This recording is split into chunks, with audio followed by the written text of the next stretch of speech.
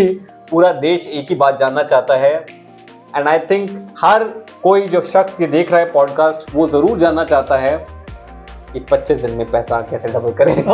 तो ऐसे लोग जो फर्स्ट टाइम इन्वेस्टर्स हैं, खासकर जो मिडिल क्लास को बिलोंग करते हैं, ऐसे लोगों के लिए what are the golden rules investing शुरू करने से पहले? तो एक बहुत बड़ा सवाल जो ये लोग जानना चाहते हैं कि सब स्टॉक मार्केट में घुसते हैं ये सोच के कि हम वॉरेन बफे बनेंगे, बट कुछ टाइम के बाद लॉसेस की वजह से बुफे खाने के भी पैसे नहीं होते उन लोगों के पास। तो आपकी राय में एक एक्सपर्ट स्टॉक मार्केट जो एक्सपर्ट है उसमें और एक आम इन्वेस्टर में सबसे बड़ा फर्क क्या है?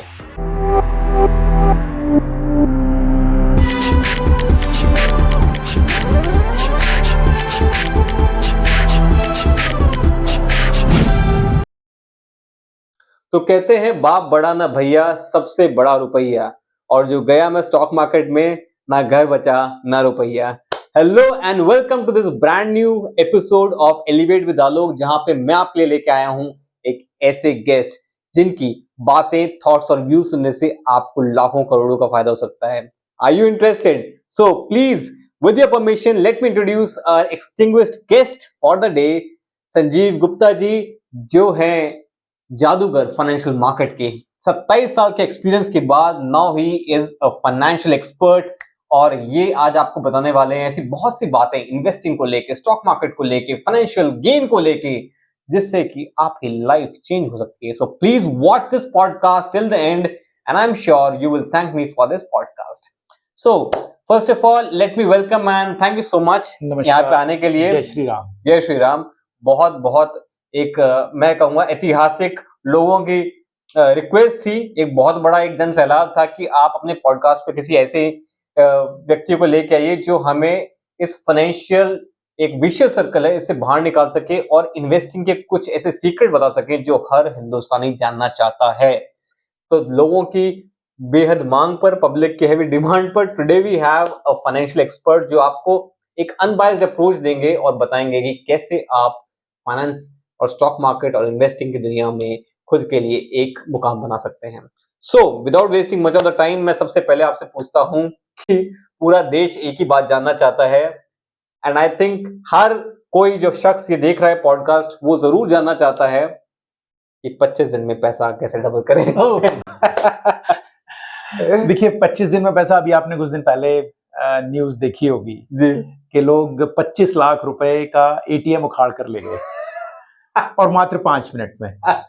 तो 25 दिन नहीं, आप तो 5 मिनट में ही पैसा डबल कर सकते हैं और उसके बाद में आपको जेल में खाना पीना सब कुछ मुफ्त मिलेगा। तो 25 दिन में पैसा डबल करने का केवल यही एक तरीका है। आई थिंक ऐसी कोई भी स्कीम में आप इंटरेस्टेड नहीं होंगे तो प्लीज इसको एक ह्यूमर की तरह लीजिए और इस तरह से पैसा डबल करने के बारे में मत सोचिए। This is not at all possible. अब एक सीरियस टॉपिक पे डिस्कस करते हैं।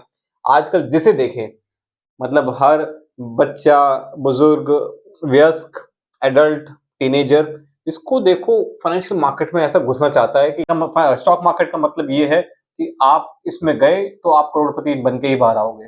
तो क्या है ऐसा सचमुच में, मतलब हो रहा है वेल्थ क्रिएशन या फिर एक हुजूम है जो बस जा रहा है स्टॉक मार्केट की तरफ?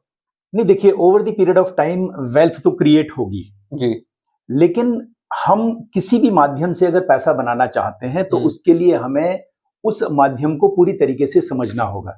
ओके। होता क्या है कि हम लोग ये अच्छी अच्छी कहानियां जब लोगों की सुनते हैं, चाहे मीडिया में बात करते हैं, तो हमको लगता है कि ये सारा पैसा इजी है। इजी इसमें कुछ भी नहीं है। आपका चाहे कुछ भी बिजनेस हो, इन्वेस्टिंग भी एक तरह का बिजनेस है। जिस तरीके से आप कोई परचून की दुकान चलाते हैं या कोई क्लर्क कहीं नौकरी करता है, उसकी अपनी स्किल्स उसे रिक्वायर होती है। ठीक इसी तरीके से फाइनेंशियल मार्केट से भी आपको पैसा बनाने के लिए वो सारी जानकारी होनी चाहिए जो एक फाइनेंशियल मार्केट के लिए आवश्यक है, तभी आप पैसे बना पाएंगे। अन्यथा आप यहाँ पर केवल और केवल अपना पैसा गंवा कर निकलेंगे और आपको कुछ भी नहीं मिलेगा। तो please mark this line big and bold that you have to learn. आपको समझना पड़ेगा कि स्टॉक मार्केट और इन्वेस्टिंग कैसे होती है। सिर्फ बिकॉज मेरा पड़ोसी कर रहा है, मेरा दोस्त कर रहा है या वो कर रहा है, this is not the right way to invest. Great.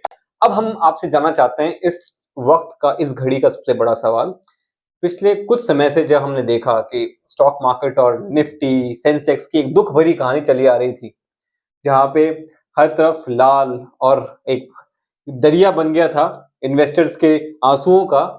तो ऐसे टाइम पे आपको क्या लगता है कि कितना एक ऐसे टाइम पे लोगों को क्या करना चाहिए? What is the right way to handle such a situation? देखिए, अगर मैं कोरोना के बाद में बात करूं तो इसमें इस मार्केट में बहुत सारे लोग ऐसे आ गए जिनको कुछ भी समझ नहीं थी और समय उनके पास में काफी था। जी। तो उन्होंने डीमैट अकाउंट ओपन कर लिए और डीमैट अकाउंट ओपन करने के बाद में ये उनका सौभाग्य कहें या दुर्भाग्य कहें कि मार्केट लगातार पिछले 3-4 सालों से एक ही वे में बढ़ता चला जा रहा था। उनको नहीं पता था कि इस मार्केट का मतलब एक ही वे में बढ़ना नहीं है। ये जो मार्केट में पिछले 6 महीने में जो सिचुएशन आई है सितंबर अक्टूबर के बाद में, ये कोई नई नहीं है। इसी तरह की सिचुएशन अगर हम देखें तो पिछले 50 सालों में, 60 सालों में अगर मैं इंडियन मार्केट की बात करूं, ये मार्केट के लिए बिल्कुल नॉर्मल ट्रेंड है और इस तरीके से मार्केट अपने आप को एडजस्ट करता है। ओके। जहां तक लाल रंग का सवाल है, होली थी तो मार्केट ने कहा हम भी, मार्केट के लिए एक बहाना होता है कि भाई होली है तो थोड़ा सा लाल रंग के साथ में हम भी सभी लोगों के साथ में खेल रहे हैं। बाकी और कुछ भी नहीं है, ये बिल्कुल नेचुरल ट्रेंड है और मार्केट इसी तरीके से रोलर कोस्टर के रूप में लगातार आगे बढ़ता चला जाता है, कभी ऊपर कभी नीचे, कभी ऊपर कभी नीचे। बहुत ही बढ़िया। तो आपने जैसे होली का एक उदाहरण लिया है।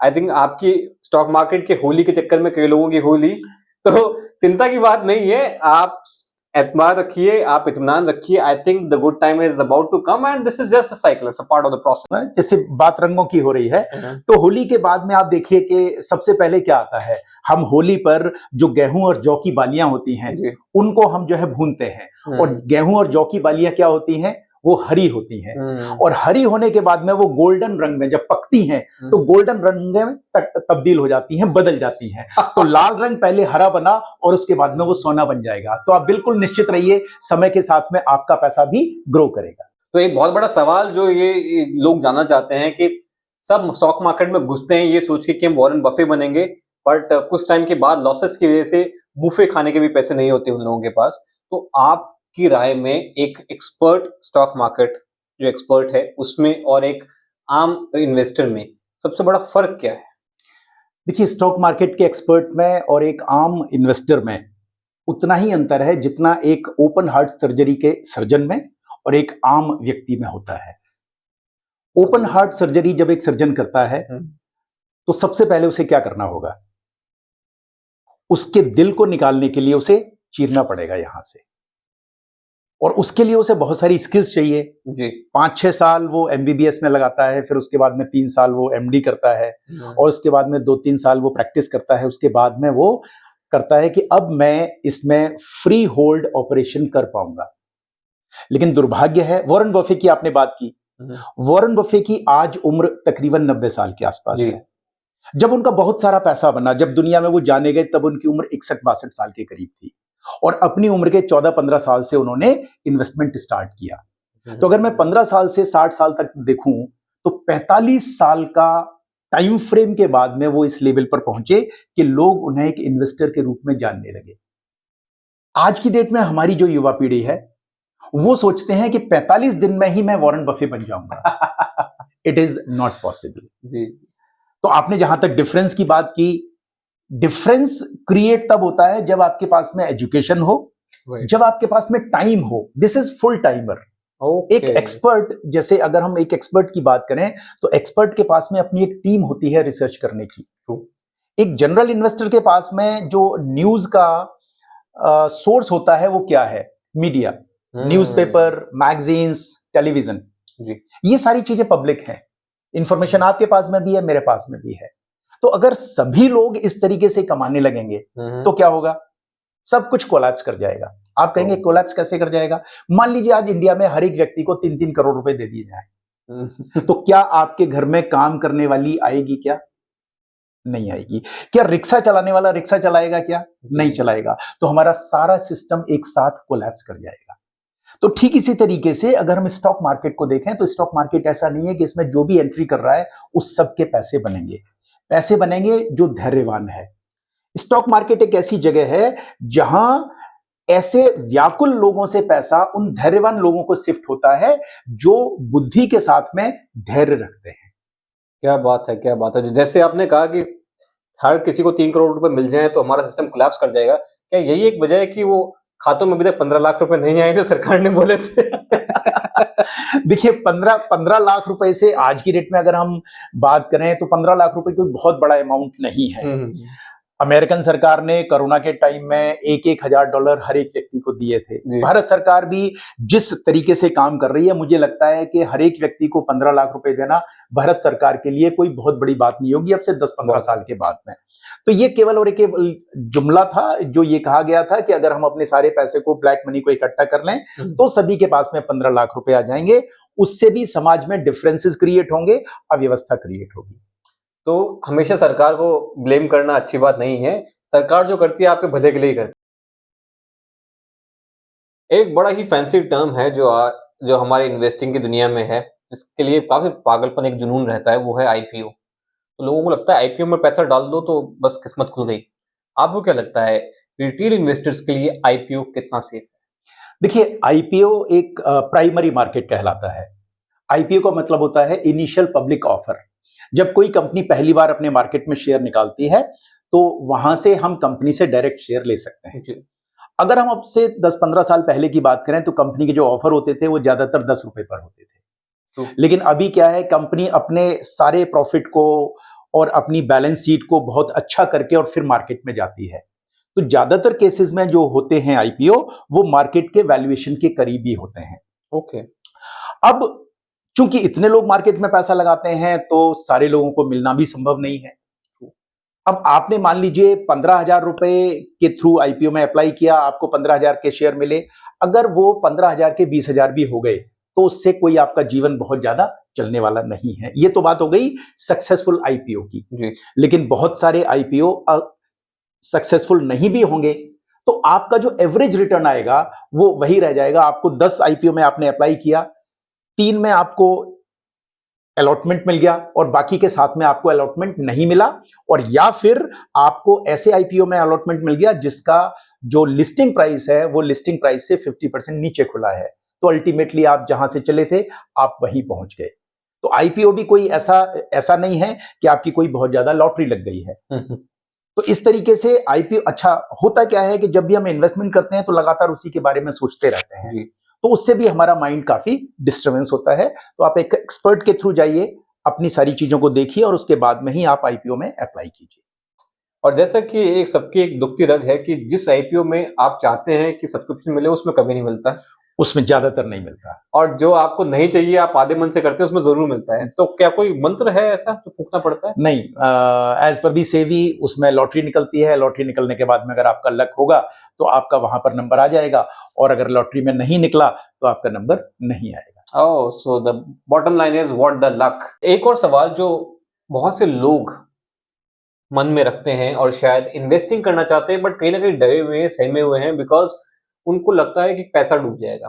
तो ऐसे लोग जो फर्स्ट टाइम इन्वेस्टर्स हैं, खासकर जो मिडिल क्लास को बिलोंग करते हैं, ऐसे लोगों के लिए what are the golden rules investing शुरू करने से पहले? देखिए आपके शरीर में मान लीजिए कोई बीमारी हो जाए, भगवान ना करे, बट ओके। तो अगर बीमारी हो जाती है तो हम सबसे पहले क्या करते हैं? सबसे पहले हम एक ऐसा डॉक्टर आइडेंटिफाई करते हैं जो कि हमारी उस बीमारी का इलाज कर सके जी। तो ठीक इसी तरीके से अगर किसी व्यक्ति को इन्वेस्टमेंट करना है तो इन्वेस्टमेंट भी एक फुल टाइम जॉब है जी। ऐसा नहीं है कि आप अपने पैसे को कहीं भी किसी को दे दें। तो जिस तरीके से आपको लॉयर चाहिए होता है, जिस तरीके से आपको एक डॉक्टर चाहिए होता है, या जिस तरीके से आपको एक चार्टर्ड अकाउंटेंट चाहिए होता है अगर आपके पास में पैसे हैं, तो ठीक उसी तरीके से आपको एक इन्वेस्टमेंट एडवाइजर चाहिए, एक इन्वेस्टमेंट एक्सपर्ट चाहिए, और उसके सामने आप अपनी सारी बातों को ओपन कीजिए, अपने गोल बताइए, और गोल बताने के बाद में फिर आप इन्वेस्टमेंट को स्टार्ट कीजिए। क्योंकि हम हमारे जीवन में जो पैसे कमा रहे हैं उस पैसे का 2-3 चीजों को लेकर ही केवल उद्देश्य होता है। सबसे पहले तो हमारे किचन का एक्सपेंडिचर रोजाना चलता रहे, दूसरा हमारे बच्चों की एजुकेशन के लिए हमें फीस चाहिए, तीसरा उनकी शादी के लिए हमें पैसा इकट्ठा करना है, और चौथा रिटायरमेंट के बाद में हमें पैसा कहां से मिलेगा। तो ये जो ईश्वर ने जो व्यवस्था बनाई है या हमारे अपने जीवन की जो व्यवस्था है, इसमें एक सबसे बड़ा फैक्टर है टाइम का। तो कौन सा पैसा हमें कितने समय के बाद में चाहिए होगा, ये सारी बातें आप अपने फाइनेंशियल एक्सपर्ट को बताइए, और उसके जैसे आप डॉक्टर के सामने अपने सारे पत्ते खोल कर रख देते हैं कि मुझे इतने दिन से दर्द हो रहा है, मेरे पेट में यहाँ दर्द होता है, सर में यहाँ दर्द होता है, ठीक उसी तरीके से आप अपने फाइनेंशियल एक्सपर्ट को सारी बातें बताइए कि मेरा मंथली एक्सपेंडिचर इतना है, मेरे बच्चे की फीस इतनी है और मुझे रिटायरमेंट के बाद में इतने पैसे हर महीने चाहिए होंगे। उसके बाद में वो आपको एक फाइनेंशियल प्लान बनाकर देगा और आप उनके अकॉर्डिंगली इन्वेस्टमेंट कीजिए। So that is the key advice for everyone. Hire a mentor who can help you and don't go solo because solo में you might end up ending so low. तो इसलिए आप एक एडवाइजर के पास जाइए और जो आपको एक सही एडवाइस दे सके। रिटेल इन्वेस्टर्स के लिए स्टॉक मार्केट में पैसा लगाना, डायरेक्ट इन्वेस्टमेंट, डायरेक्ट स्टॉक्स में लगाना सही है या म्यूचुअल फंड्स? म्यूचुअल फंड सही है बोल के बहुत से लोगों ने एक भरोसा दिखाया है। क्या चीज आपको लगती है ज्यादा होती है? देखिए, डायरेक्ट इन्वेस्टमेंट का मतलब है कि आप किसी भी कंपनी में पैसे लगा रहे हैं। एक इंडिविजुअल के पास में इतने रिसोर्सेज नहीं होते हैं कि वो उस कंपनी को प्रॉपर तरीके से जज कर पाए कि कंपनी का ओवरऑल सिनेरियो क्या है। तो म्यूचुअल फंड एक ऐसा माध्यम है जहां कि आपको एक फाइनेंशियल एक्सपर्ट मिलता है और उनकी एक पूरी टीम होती है 15-20 लोगों की, जो कि ये आइडेंटिफाई करती है कि कौन सी कंपनी के स्टॉक में पैसा लगाया जाना चाहिए। तो किसी भी इंडिविजुअल के लिए जो लगातार किसी दूसरे को काम को कर रहा है, कहीं पर क्लर्क है या उसका कोई दूसरा बिजनेस है या वो कहीं अधिकारी है या वो कहीं कॉन्ट्रैक्टर है, कुछ भी है, अगर उसने कहीं से पैसे बनाने में अपनी एक्सपर्टीज लाए है वो अपने जीवन में, तो उसे अपने पैसे को म्यूचुअल फंड के माध्यम से इन्वेस्टमेंट करना चाहिए।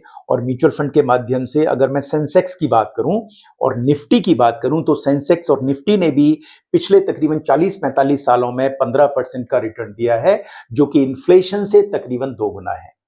तो बीइंग अ रिटेल इन्वेस्टर, सबसे पहले आपका टारगेट होना चाहिए कि हम जो इन्फ्लेशन है यानी जो महंगाई की दर है उससे 2 गुना ज्यादा रिटर्न ले पाए।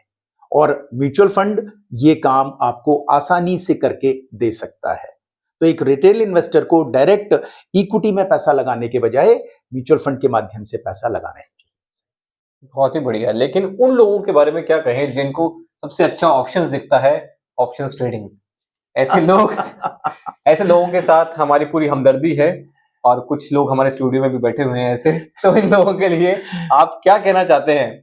ऑप्शन ट्रेडिंग ऐसे लोगों के लिए कोई ऑप्शन नहीं छोड़ रहा आज की तारीख में और खुद सरकार ही कहती है। आपका क्या कहना है? ऑप्शन ट्रेडिंग का क्या करें?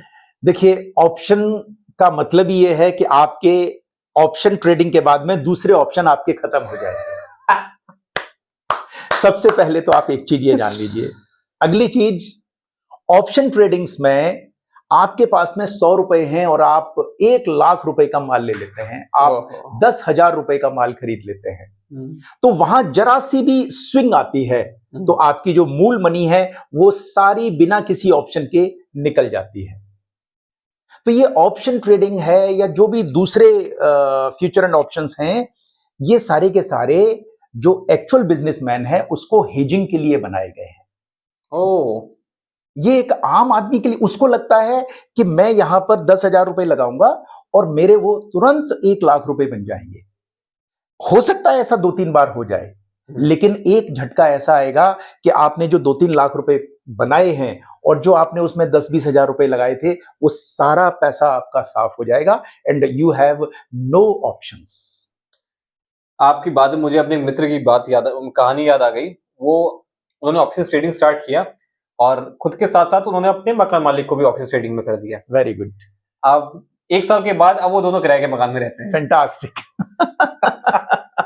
So these are the realities. There are so many examples. अभी सेबी ने एक स्टडी की और उन्होंने देखा कि इस तरीके के जो लोग मार्केट में आते हैं वो कितना पैसा कमाकर यहां से निकल कर गए हैं। 100 में से 93% लोगों को नेट लॉसेज हुए हैं, जो कि एज एन एवरेज 2 लाख रुपए थे। 7% लोगों ने प्रॉफिट कमाया है, लेकिन उनके कमाए गए प्रॉफिट का जो परसेंटेज है वो मात्र 7% है, जो कि एफडी के बराबर भी नहीं है।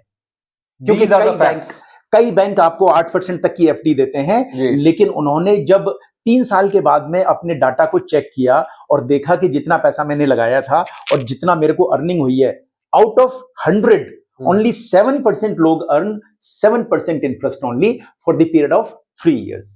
So these are the realities. तो दीज आर द फैक्ट्स। सिर्फ 7% लोगों ने कमाया है, और वो 7% लोग कौन है वो शायद कभी मिलेंगे भी नहीं। वो इस दुनिया में, इस प्लेनेट पे नहीं भी रहते शायद।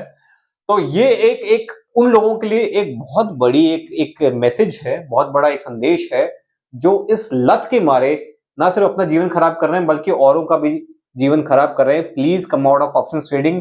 भगवान ना करे एक ऐसा दिन आए जब आपके पास कोई ऑप्शन ना रहे। तो आपने म्यूचुअल फंड्स की बात की, जो एक बहुत ही बढ़िया फाइनेंशियल इंस्ट्रूमेंट है उन लोगों के लिए जो पर्सनली इतना ज्यादा टाइम और एनर्जी नहीं लगा सकते in research and development, R&D of financial investment. But कौन से स्टॉक्स लेने चाहिए? तो SIP की आपने बात की, ये बहुत ही एक इम्पोर्टेंट टॉपिक है जो शायद सालों से चला आ रहा है और चलता रहेगा। बट कुछ सवाल है लोगों के माइंड में जो SIP से रिलेटेड है और वो पूछना चाहते हैं आपसे। First of all, SIP monthly करें, इंस्टॉलमेंट्स में करें या लमसम करें? वन सेकंड, अगर किसी के पास फाइनेंशियल एडवाइजर की फैसिलिटी नहीं है, खुद वो इन्वेस्ट करना चाहता है, तो SIP में इन्वेस्टमेंट करते टाइम किन बातों का ध्यान रखें? कौन से स्टॉक्स देखें, सेक्टर्स देखें? Over to you. देखिए, आपने यहाँ पर दो चीजें जानने की कोशिश की है, बल्कि तीन चीजें जानने की कोशिश की है। एक, SIP और लमसम जी। दूसरा, अगर क्या वो अपने आप कर सकता है। तो सबसे पहले हम ये जानने की कोशिश करते हैं कि SIP और लमसम है क्या, और दोनों में से फायदा किसमें होता है। बहुत सारे लोग ये भी जानना चाहते हैं। दोनों में से किसी में भी फायदा या नुकसान नहीं है, दोनों में एक जैसी चीजें हैं। दोनों का ऑब्जेक्टिव अलग अलग है। ओके। अगर मैं आपसे कहूं कि 2026 में आप जो पैसा कमाने वाले हैं वो आप अभी इन्वेस्टमेंट कर दीजिए, क्या आप कर पाएंगे? नहीं कर पाएंगे। तो SIP आपकी जो फ्यूचर की अर्निंग है उसको अभी से प्लान करके इन्वेस्टमेंट में डालने का एक तरीका है। लमसम का मतलब, आपके पास अभी होली दीपावली पर बोनस मिला है, आपने कहीं कोई लैंड सेल की है, या पैसा कहीं से आपके पास में आया है, तो उस पैसे को आप लमसम लगाएंगे या वन टाइम लगाएंगे। तो वन टाइम मतलब आपने एक बार पैसा लगा दिया। SIP आप अपनी फ्यूचर के इन्वेस्टमेंट को अभी से प्लान कर रहे हैं, जिससे कि आपको बार बार बैठने की आवश्यकता ना हो। जहां तक बात है फिर इसके बड़े इंस्ट्रूमेंट की, जिसे हम म्यूचुअल फंड के रूप में जानते हैं, म्यूचुअल फंड अपने आप में हर तरीके का होता है। अगर आपको स्टॉक मार्केट में पैसा लगाना है तो आप म्यूचुअल फंड के थ्रू जा सकते हैं। अगर आपको गोल्ड में पैसा लगाना है तो आप म्यूचुअल फंड के थ्रू जा सकते हैं। अगर आपको सिल्वर में लगाना है तो जा सकते हैं। अगर आपको रियल एस्टेट में लगाना है तो जा सकते हैं। आपको कहीं FD में लगाना है तो जा सकते हैं। बॉन्ड में लगाना है तो जा सकते हैं। तो म्यूचुअल फंड अपने आप में एक ऐसा कंसोलिडेटेड फाइनेंशियल इंस्ट्रूमेंट है जहां की आपकी जो भी लाइकिंग और डिसलाइकिंग है वहां पर आप अपने पैसे को इन्वेस्ट कर सकते हैं। आप खुद भी कर सकते हैं और आप किसी फाइनेंशियल एक्सपर्ट के माध्यम से भी कर सकते हैं। खुद कैसे करें? अगर खुद करने के लिए आपको जो कंपनी पसंद है, मार्केट में तकरीबन 45 कंपनियां काम कर रही हैं। अब आपको उन 45 कंपनियों में से जिस कंपनी में आपकी लाइकिंग है, चाहे वो स्टेट बैंक ऑफ इंडिया की म्यूचुअल फंड आर्म हो, या ICICI की हो, या निपॉन की हो, या फ्रैंकलिन टेम्पल्टन की हो, या फिर DSP की हो, किसी की भी हो, जहां पर भी आपको लगता है कि मेरे को ये कंपनी ठीक लगती है, आप उसके ऑफिस में जाकर और वहां पर अपना इन्वेस्टमेंट स्टार्ट कर सकते हैं। लेकिन सारा काम आपको खुद ब खुद करना पड़ेगा। आपको अगर बैंक चेंज करना है, नॉमिनी चेंज करना है, पैसे निकालने हैं, हालांकि ये सारी चीजें ऑनलाइन भी हैं, लेकिन बहुत सारे लोगों के पास में इस तरह के लिंक आ जाते हैं जहां कि उनका पैसा कई बार गायब हो जाता है, तो उनको वो पता नहीं चल पाता कि ये लिंक एक्चुअल में असली है या नकली है। तो आज के सिनेरियो में मैं कहूंगा कि आप फाइनेंशियल एक्सपर्ट सेबी की वेबसाइट पर जाइए, निफ्टी की NISM की वेबसाइट पर जाइए, और आपको फाइनेंशियल एक्सपर्ट वहां से आप आइडेंटिफाई कर सकते हैं। So that is the right way to invest. And जिन लोगों को लगता है लमसम करें या SIP से करें, ये आपके ऊपर है। आप मटके में बूंद बूंद करके पानी भरना चाहते हैं या नल खोल के भरना चाहते हैं, it's completely up to you. एक पॉइंट आपसे थोड़ा घुमा के पूछूंगा कि अगर स्टॉक मार्केट एक बॉलीवुड फिल्म होता तो कौन सा स्टॉक हीरो होता और कौन सा स्टॉक विलन होता? राइट।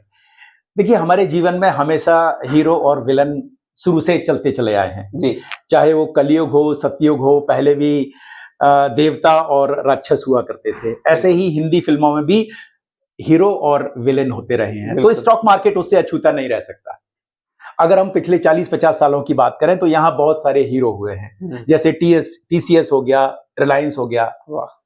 रिलायंस ने, आप यकीन नहीं मानेंगे, धीरू भाई अंबानी के टाइम में बहुत सारे लोग रिलायंस के लिए ये कहते थे कि धीरू भाई अंबानी के शेयर्स की वजह से मैंने अपनी बेटी की शादी बहुत अच्छी कर दी।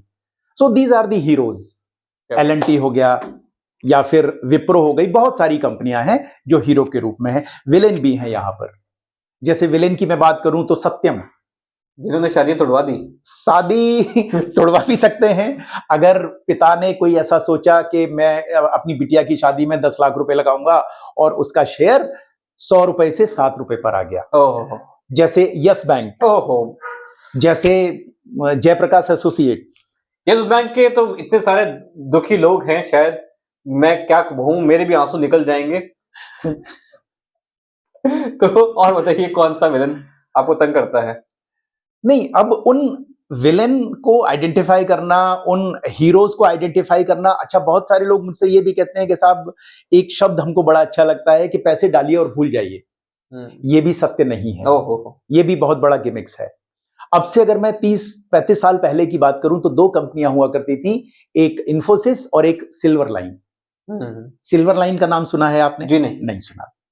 तो जब ये दोनों कंपनियां मार्केट में एग्जिस्ट करती थी, उस समय लोग कहते थे कि सिल्वर लाइन में पैसे लगाइए और भूल जाइए। इन्फोसिस उस समय इतनी अच्छी कंपनी नहीं हुआ करती। लेकिन अगर किसी व्यक्ति ने सिल्वर लाइन में पैसे लगा दिए अपने सारे, तो आज सिल्वर लाइन का कहीं नामो निशान नहीं है और इन्फोसिस कहीं से कहीं है। तो इसलिए हमारे अंदर अगर ये है कि मैं पैसे लगाऊंगा और भूल जाऊं, ऐसा नहीं है।